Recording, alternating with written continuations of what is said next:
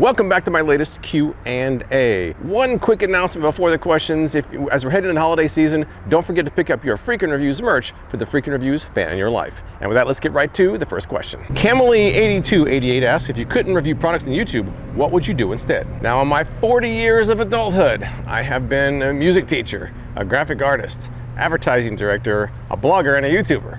So what's next? I think my next and final career path is probably going to be for a product pitchman for my own brand. And that could happen sooner than later. I mean, besides Phil Swift, the world's kind of lacking on a good pitchman these days. You know, Ron Popeil's gone, Billy Mays is gone. I think the world needs more pitchmen. Could I be that one? Maybe. Casey wants to know how I choose the products I test. Well, I've definitely gotten more picky over the years. These days, for me to review it is something I have to enjoy testing. And it also has to be something that's either new or useful or unusual. Every year it seems like it gets harder and harder to find things that I enjoy testing because I've done so many over the years. Amy wants to know what the framed item on my wall is. That is called a Mandel map by Bill Tavis. It's a Mandelbrot set, which is a mathematical equation, and that he converted into basically it looks like a map. I go through phases looking at Mandelbrot zooms. You can zoom in on that equation infinitely and it has all kinds of cool shapes and patterns. So some people have copied his design, but Bill Tavis is the original. Horse Machine Ranch wants to know if I'm going to bring back memberships. Unfortunately, probably not. Even if YouTube said they were going to go back to the way it was before, I don't trust them. I don't trust them. This current CEO they have seems to be completely out of touch with the platform and the people on it, and I have no confidence in him to make the right decision at all. Matthew asks if I've ever experienced anything I would consider paranormal. Now, I consider myself a man grounded in science, but with that said, I kind of have fun with the topic too. I have two quick ones. I'm not saying they're paranormal, but they're kind of, I guess, in that lane. When I was a kid, maybe 10 years old, there was a whole group of us walking down the street and we all saw this shadowy figure. He was under a bright light, but he was a shadow. I saw him trying to get into the garage. All of us had a different vision of what we saw and we all ran down there and never saw him. That was kind of interesting. I don't know if it was paranormal. It was like a real life ghost story though. The other one I had, this one I don't know if it was really paranormal, but I was with my brother-in-law. We were up in an attic looking through some paperwork. It was at night. And it was kind of funny. We were both kind of doing our thing. We both looked at each other and we're like, we got to get out of here. There's something bad going on right now. So we bounced out of there as soon as possible. I don't know what happened, but we got spooked at the same time. Was it paranormal? Probably not, but they're kind of fun stories to tell. This person asked what my bass setup was when I was in a band, and do I still have my bass? I kind of had two eras of being in a band, my late teens, early 20s, and in my 40s. My main setup was a full Carvin setup. I had a Carvin fretless bass, I had a Carvin stack, including an 18-inch woofer, and I still have that bass. That was the original owner in 1986, and I've often said if my house was burning down, if I had to grab one thing, that would be it. In Check 11 wants to know if I think I'll review the carbonated Cirkul Plus system. I've gotten a few requests for that recently, so I probably will. I was just thinking, it's hard to believe it's been over 4 years since I did the original Cirkul. The new system was kind of interesting. I haven't pulled the trigger, but I probably will. Jen Loves Crochet wants to know, on average, how many hours do you work in a week making review videos and other content like your Q&As? Is this the most fulfilling job you've ever had? I would say I probably work about 70 hours a week, probably 10 hours a day, 7 days a week. But that's not just on videos. I'm doing things like TikTok and Facebook, writing for my website, other things like that. So 70 hours probably total in work. As far as a job goes, I would say the job itself is by far the most fulfilling I've had. But on the other hand, it really takes over your life to the point where there's not much room for anything else that's fulfilling. This person wants to know if I've seen any UFOs. Now, I think I've told this story once, maybe in a members video, so I apologize to those of you who've heard the story before. It was 1994. I was driving back from Tahoe to Las Vegas. I was in the middle of the desert, probably up near Area 51, to be honest. And as I was driving, I saw some weird lights. Now, they looked like, if you imagine tracer bullets, you know, flying across the sky. But they weren't going a straight line. They were going in a swirl and then straight up. I never can explain what that was. My girlfriend at the time, I said, grab the camcorder and film this. So she grabs the camcorder and she's filming. I'm like, you got it? She's like, I got it. Get home, the camera lens was still on. She didn't film it. All we have is the audio. So that's the closest I've got for you. Hang1010 asks if I have any updates on the purple mattress. Has it improved your back problem significantly? Have you found your sleep has improved? I've definitely sleep good these days, and I love my purple mattress. I still have it. I still get my share of back problems, but I think less of them are sleep related than they used to be before I had the purple mattress. And if my word isn't good enough for you, my dogs love the purple mattress too. Cynthia wants to know if anybody else in my family, siblings, parents, children, are musical or playing instruments. Also wants to know if I've done any air purifiers. I did one air purifier for a members video a while back. I may post that publicly, I'm not sure.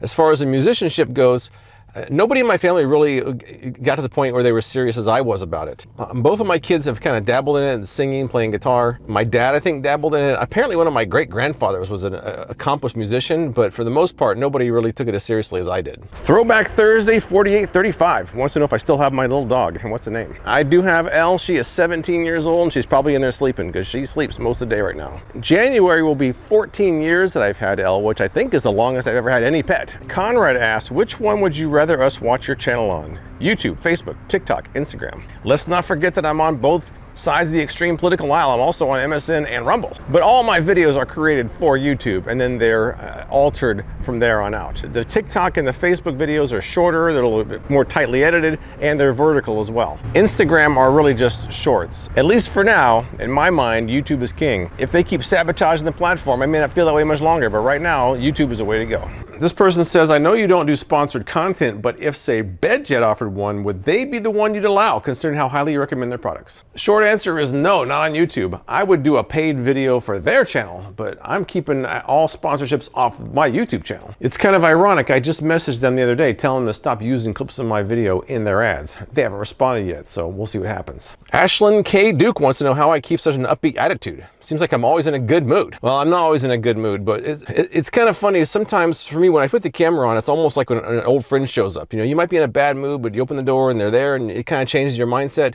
Hitting that camera button changes my mindset. It puts me in a better mood. I've certainly turned the camera on in a bad mood before, but you know, something about the actual process of filming kind of puts me in that mood. On the other hand, if you've seen any of my vlogs, you know I can go off on these rants. So those may not be from a place of a bad mood, but I do have rants on there. This person wants to know, if money, time, and location were no issue, what would you love to review that you won't review otherwise? Now, if I thought about that longer, I might come up with a different answer, but my first instinct is something I saw recently, which was a robot housekeeper. The robot housekeeper looked too good to be true.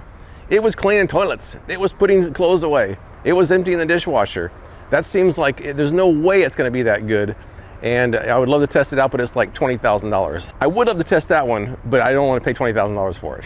This person asks if YouTube revenue gives me a fair living wage. Now, as you may know, I decided long ago not to take sponsors, so that's definitely not part of the equation for me. Even though I rely solely on YouTube AdSense revenue, I certainly make enough to survive on, so I have no complaints there. YouTube has changed a lot in the past year, so we'll have to see if that continues to be the case moving forward. I'm not real sure about that. Rich San Diego 1969 says, ham or turkey on Christmas? And do you like eggnog? I like ham, but I'm definitely team turkey around the holidays. And it's funny, I always enjoy one glass of eggnog a year during the holidays, and that's pretty much it. I think it's so thick that it takes me a year to digest it when I drink it. I do like eggnog, one glass every year. This person asks, on a scale of 1 to 10, how obnoxious do you find most YouTube comments? I'm assuming the scale would be 10 being the most obnoxious. Now, if you read most YouTube comments, really, I don't think that most of them are really obnoxious. Unfortunately, negativity seems to stand out more and has more weight than positivity does, so we tend to remember the negative comments more. I think in general, people aren't quite as obnoxious in the comments. Maybe a 4 out of 10. On the other hand, if you're talking about YouTube channels, I would say that number's higher. I don't like most YouTube channels because most YouTubers are obnoxious. So YouTube channels, I would say more of a 7 out of 10. Comments, 4 out of 10. What's That 12 says, your black jacket looks good, and where can I get it? Now, this was a gift, so I actually don't know where it was purchased, but I do know from the label, I just checked, it's called Flavor. So if you look up Flavor jacket, you'll probably find something like this. Now, I did look a little while ago, and I found jackets similar to this by this brand, but maybe not this exact one. It's a couple years old, so I'm not sure if this exact style still exists, but they do have similar ones just like it. Rich San Diego 1969 wants to know if I've ever hit an animal in my car. If so, what kind? One time I ran over a cat. I was in a rental car. It was a terrible story. I'm not laughing at the cat. I'm laughing at how ridiculous it is. I was in a rental car, and there was some people standing on the side of the road, and the cat jumped out of their arms, so I ran into my car. Not good. One time I was in the car with a friend of mine and ran over a rabbit. Another time I was following a friend, and I saw him run over a skunk. That was not pretty. This person says, you love music, and many musicians, even ones that don't sing primarily in English, name the Beatles as an influence. Do you like them? And if you do, what is your favorite song? I wouldn't say the Beatles are my favorite band, but I would always argue that the Beatles are the greatest rock band of all time and the most influential. From the time they started to the time they retired, music had completely changed, and they were the main reason for that. In 2024, I listened to every Beatles song, every Beatles album, and also every Beatles solo album from all four ex-members. That was a task. Now, off the top of my head, what are my favorite songs by the Beatles? Ticket to Ride was my first favorite Beatles song. I still like that one. Come Together, Eleanor Rigby, Got to Get You Into My Life, and also maybe I Want You. When I was listening to the albums last year, I was ranking them as I went. My favorite 2 Beatles albums were Abbey Road and Revolver. And of the solo Beatles, I'm definitely Team Paul McCartney. 2 similar questions from Jason and Brad Asked TV about why I'm retiring, so to speak, my Q&As. And Brad also wanted to know if I might do any live streams. When I do my December 2025 Q&A, that will be the 18th Q&A in 24 months. To me, that seems like a lot. Algorithmically, the Q&As don't really do well for my channel because it has a much more limited interest. And YouTube's been really crazy lately, so I'm trying to post less algorithmically unfriendly videos as I can. Not to mention, I feel like everybody's pretty much asked the questions they want to ask over the last 2 years. And I've kind of answered everything. At one point, I went 4 years between Q&As, so I think doing one every month is a bit much. So I'm going to stop after next month. For how long? We shall see. Now, as far as live streaming goes, I do like live streaming, but the only problem with that is I do it so infrequently that I have to relearn the entire process, which makes it not worth it sometimes to me. Well, that's it for this Q&A. I'll be back in December of 25 with my last Q&A indefinitely, so be sure to stay tuned for that. I appreciate you watching, and I'll see you next time. Are you naturally bald or do you choose to shave? All right, so I started losing my hair when I was about 21.